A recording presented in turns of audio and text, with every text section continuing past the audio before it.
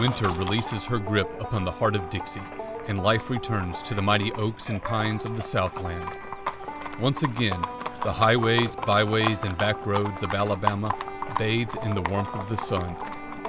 From Foley to Fort Payne, Hamilton to Dothan, and Opelika to Moundsville, nature reawakens across the state as the fauna and flora emerge from their winter naps.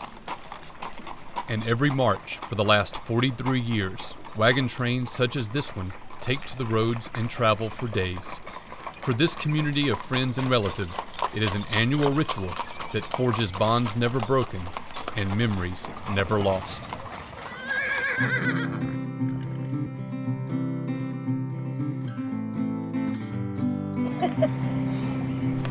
Each year, these wagon trains from across the state set out on journeys that all converge on a single destination, Garrett Coliseum in Montgomery for the annual rodeo.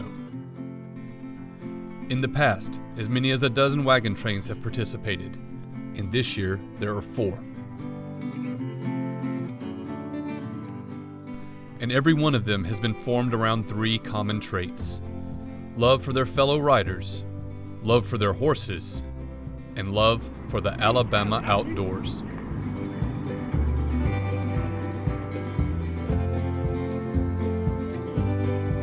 For the Lee-Chambers Saddle Club riding out of Seale, Alabama, Montgomery is 80 miles away. The journey will take 5 days to complete, and everything they will need must be taken with them on the wagons.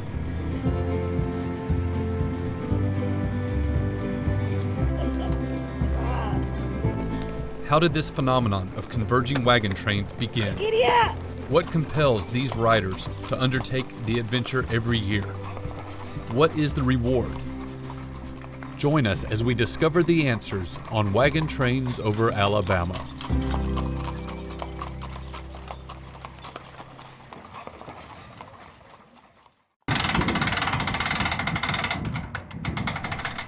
This is Don Walker, one of the pioneers of this wagon train tradition. It all started way back in 1973 in the small town of Forney, when Don and his friends decided they wanted to take the slow way to the rodeo. The Forney wagon train from up at Center, Alabama started 43 years ago. And we just, a bunch of old cowboys, got out and got to talking about starting to ride into Montgomery, and we was the first wagon train that ever come into Garrett Coliseum. They found their best draft horses, fixed up their best wagons, and gave themselves plenty of time. We all worked together and put it on, and it kept growing, and then started out it was just horse riders. And then in 2 or 3 or 4 years, the wagon went to growing, and we've had much as 40 and 50 wagons besides 200 and something riders down through the years. But people went to getting older, the older folks, and passing on, and us younger ones just kept moving up and putting it on and kept it going. And the Forney wagon train made 40 years, and this is 3 years I've come down here and rode with these fellers at Seale. But that's good. Thank you. It's a crisp Saturday morning, and the Seale train needs to get started today if it's going to make the rodeo by Thursday. Some folks have spent the night here in the starting spot. Other wagons are still coming in by truck or tractor. No one's in too big of a hurry. There's no need to rush on the wagon trail. Folks got to eat, and the horses need tending to.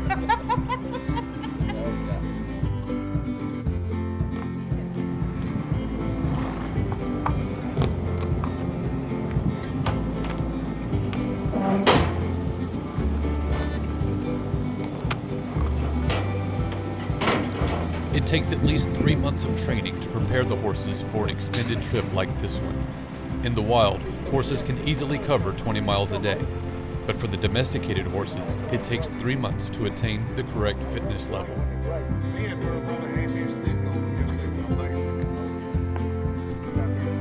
It's the first day of the trail, and there's a quiet sense of anticipation as each person prepares their horses for the day's work.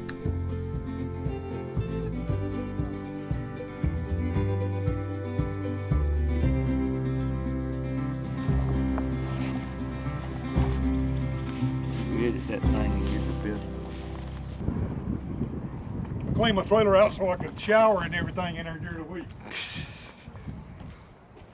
I always wanted a horse coming up as a little girl, but I lived in the city. My parents didn't have any idea about horses. So I was 60 years old before I got my first horse, and that's him out here behind me, Tank, the big black one. And I got thrown off my first horse in September. So it's one of those things that I'm not going to be outdone. We're going to learn this thing one way or the other. Debbie Britton is on her first wagon train to Montgomery, but she shares the one common trait that unites everyone on this trip: a love for the beautiful creatures that will pull or carry them for their entire journey. I was raised applying mules. We had to work. We was poor farmers, and I've been shoeing horses and mules 56 years. It's just something that I like to do is fool with them. And I still break a mule every once in a while or two, and I buy some and break them, put them to working, but I'm getting old enough now, I don't do it like I did. You know, the horse is completely at our mercy. People bring these horses on a ride like this and have not mentally and physically prepared them. We've been on rides where, you know, horses have died. As a professional handler, Erica Franklin is well attuned to the bond between man and horse. Any day a horse will die for you. And so just that feeling, knowing that, you know, the horse, you know, puts his life on the line for you, you know, trusting you that you have his best interest in mind, that you have prepared him the best to your ability, and that even if along the way, you know, he gets to where he can't make the rest of the journey, that you're sensitive enough to pick up on that and be willing to change plans. And it's just a lot of responsibility dealing with an animal that you know is willing, you know, to die for you if you don't manage them properly. Before it's too late, the Seale train gets a-moving. Don's got his mules ready to go, and there's no need to dally. The 2016 wagon train is underway.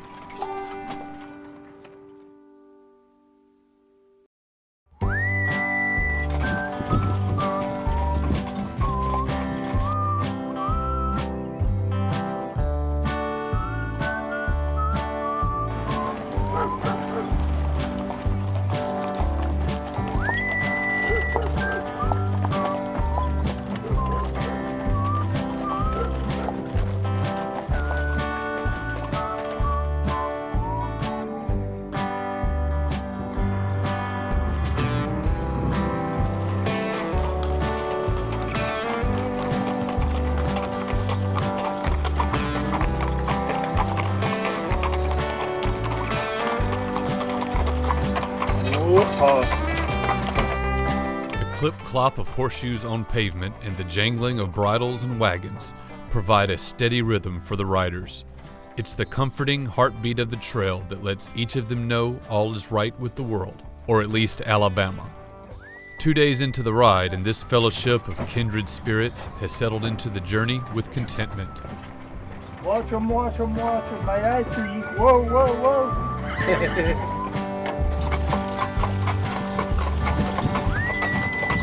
Didn't have to get up real early. Got to sleep in pretty good, didn't we? Rode about 20 miles yesterday. Had a good day. Mark Sneed has lived his whole life on the trail, and he won't get in a hurry for nobody. The world's just too crazy to get caught up all in it. I've been about 40 years. Been going since I was 10-year-old.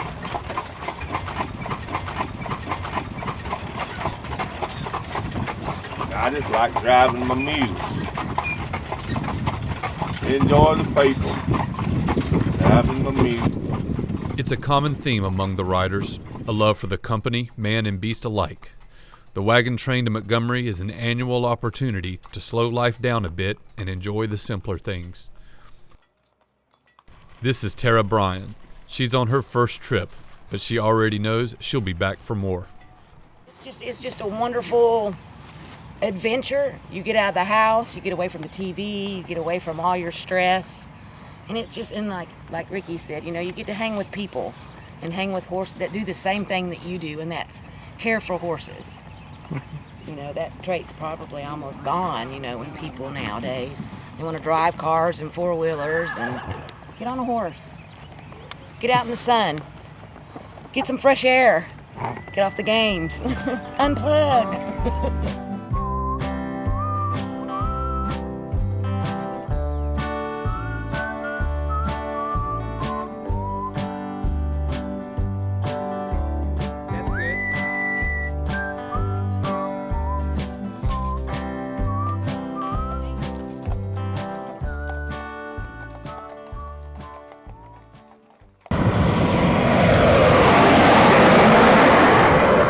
Those always zipping around in their cars, always in a hurry for who knows what all.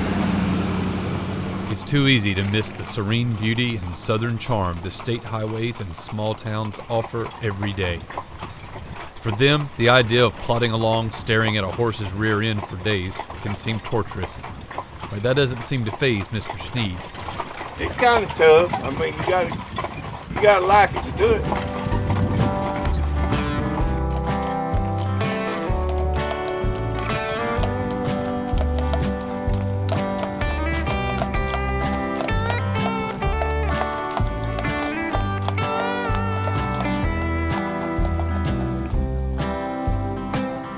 Just about everybody on these rides is real sociable, good people to get along with.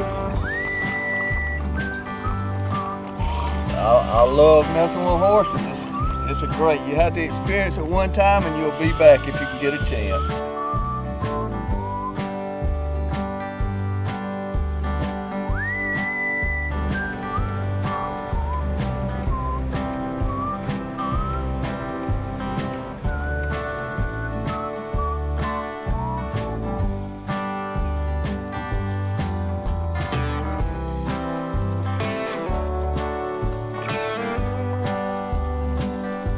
The shadows start growing once again, and the horses need rest, so it's time to get off the trail and make camp. Before the ride come up, you go and get permission to stay there again, you know, at different campsites. And some of them we had to pay them to stay, and some just let us stay there, you know. But you got to keep everything cleaned up and neat where you can come back next year. There's a routine required for the animals. The mutual needs of trust, care, and service nurtures bonds between riders and horses, not easily described, but deeply felt.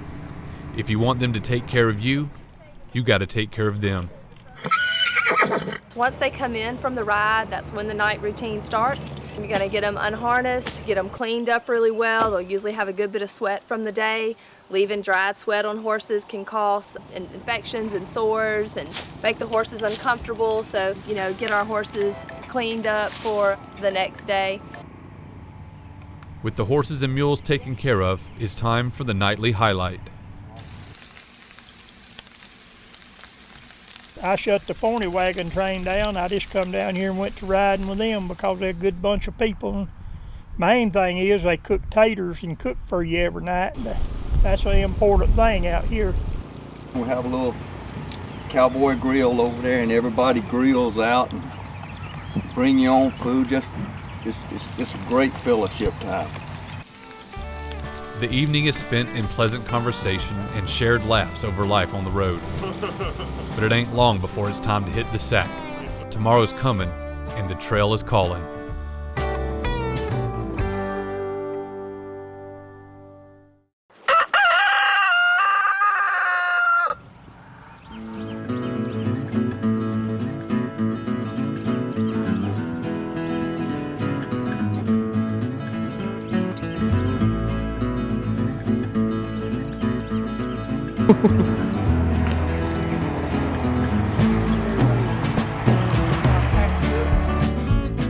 I usually cook a can of biscuits every morning, have some gravy and eggs and ham, but this year I'll only be cooking for myself, so it won't take me long to do that. And get out and get everything ready to carry your rig up to the next campsite. You have to find a good place to tie your team.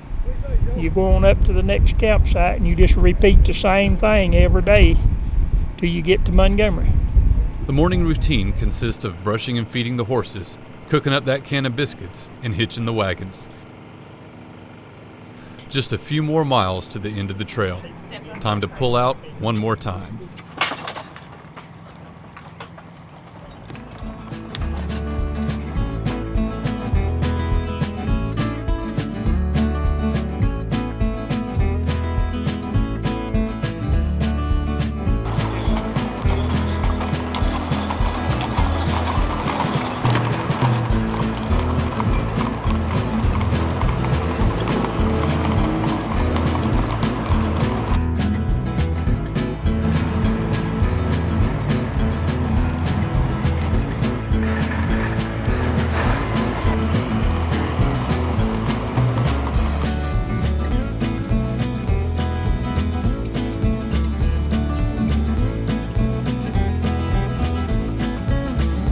The annual wagon trail to the rodeo is the best opportunity each year for the riders to indulge in their passion in the company of those who share it. It's been a fun week, unplugging from the real world and tackling an 80-mile trek with their horses.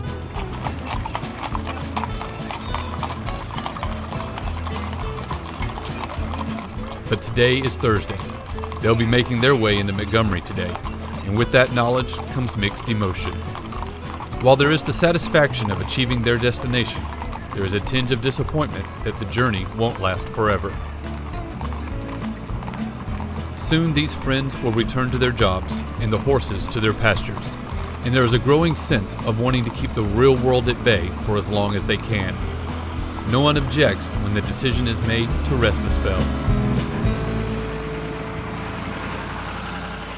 I think another really important part of the wagon train is the way it can bring together so many different people on a very special level, that you can have grandfathers, mothers and fathers, grandchildren, children all together on one wagon, or even some riding and some in the wagon. I feel like there's very few sports and activities today that truly involve an extended family. Getting into the thick of Montgomery, the city traffic can get a little much. So as they find refuge in a shopping center parking lot for a few minutes, they have a chance for a little community outreach. Almost everyone they meet along the way is friendly and excited to see the horses. But for these city folks, it can be a rare treat to get up close and personal with such beautiful creatures.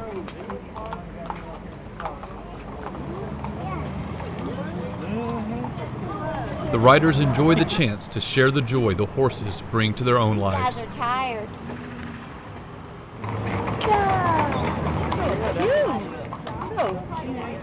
Oh, he mean.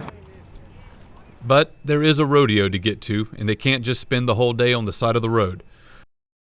With a few final waves and pictures, they head back out.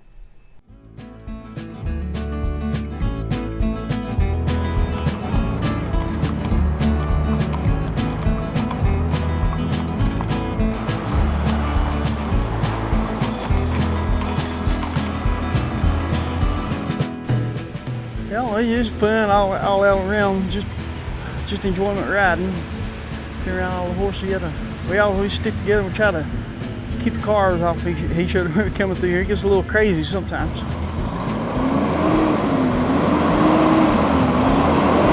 As the wagon train makes its final approach, the traffic becomes more and more of an issue. Law enforcement is on hand to help out. The riders are a familiar sight to the locals, and most take it in stride. 95% of the people are just nice as they can be, but one or two of them, if they have to get off of 70 and slow down to 40, it makes them mad, you know. But that's just the very few people that does that.